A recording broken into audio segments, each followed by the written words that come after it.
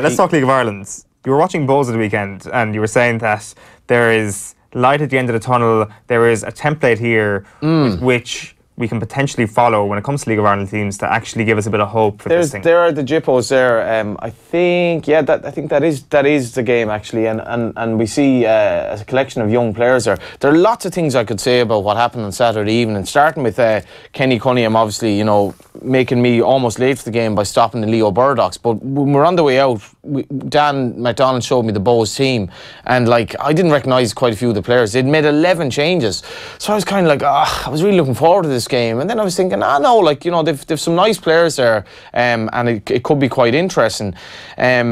And it was absolutely fascinating. The average age of the starting team, I think, was 20.6, and that included Morris at the back. Morris is probably 30-odd. So if you took him out, it was basically a 19s team. Ali Regba playing up front. Ali Regba is, I think, German-born of Algerian descent who came in Dublin quite early. So if Ali is going to get to a situation, there's Ali Regba. So he started up front for his first league start for Bohs. Ali Regba, a name that like you can kind of remember, but even though he's German Algerian, he played like an old English centre forward. He was very aggressive. Couldn't believe how young he was because he's so much physicality about him, and he really made the Pats defence have a torrid night. And then a guy called Promise Omachere came on off the bench, and it was like, I was just thinking there, this kid, I imagine he's African-Irish descent. I'm not fully sure of his background, but anyone with a name like Promise reminds me of watching, I was watching a basketball game in the States, and there was a guy called God's Gift. That was his first name, and there was a lot of, he was playing for the Johns basketball college team. There was a lot of, like, you know, hype about him with a name like God's Gift, you know, and I presume he had a word with his parents about that. But imagine like your man Promise. So Promise comes on, he gets, like, he's brilliant for the goal, Regba's last goal. Imagine like your missus saying to you now on a Friday night, like, you know, we're doing such and such tonight, and you're like, no, I'm off to Daly, or I'm on a promise. You know what I mean? It's got to be done.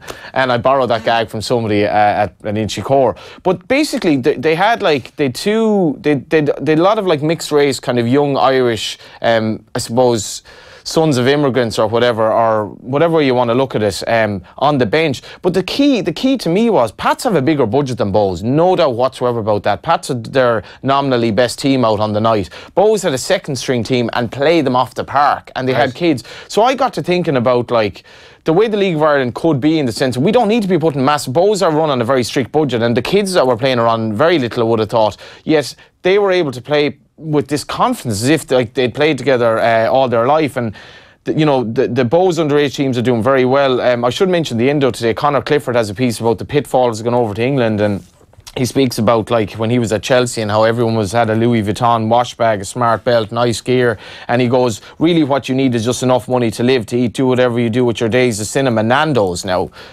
is highly questionable. If I'm going to get into Kenny Cunningham mode, one of the most overrated eateries there is. Well, I disagree with you wholeheartedly. Is the chicken even free range? And we'll get to that again. I would like to think it is. If it's not, then my whole life is a lie. There we go. Nando's going on to that. But Dan has gone on about Bazuna going over. So Bazuna's gone over, and Rovers are probably going to get $500,000 or so from Man City. And the League of Ireland could be a good feeder, league for England, and I've no problem with that. But you don't need to be like Conor Clifford going over to Chelsea very young and thinking you've made it. You can be like Bazuna, who's gone over now having played first team football, or you can be like those Bohs players who a lot of us probably wouldn't have heard of, and who absolutely lit up my Saturday night in Inchicore. And Bohemians now, they're going into a cup semi-final against Cork City on Saturday. Dalymount's going to be sold out, albeit restricted attendance. But there are Bohs fans now, and I can guarantee this, Bohs fans now are happier with their lot. Bohs are mid-table.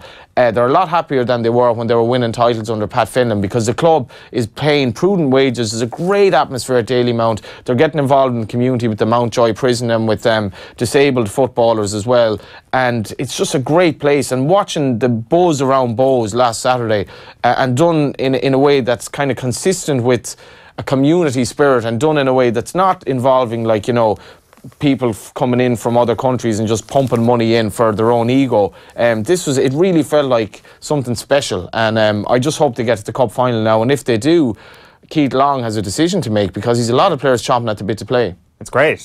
Just one final point then, Cork Dundalk on Friday. It seemed that when Sean Maguire left Cork City, it would have brought them back to level playing field, but is it fair to say that that's just complete nonsense at this point? At Dundalk are so far ahead of Cork City once again that gulf has opened to perhaps a bigger point than it was 2 seasons ago? Yeah, I think it is. Yeah, but it's more the meltdown at Cork as well, you know. And John Caulfield was sent off at half time to the stands. We're not really sure. We've heard rumours what happened there, so we're not really sure what happened there. But once Maguire left last season, Eoin, like the Cork results were poor. You know, they clearly had to replace him this year. They brought in Graham Cummins, whose kind of season has tailed off a bit.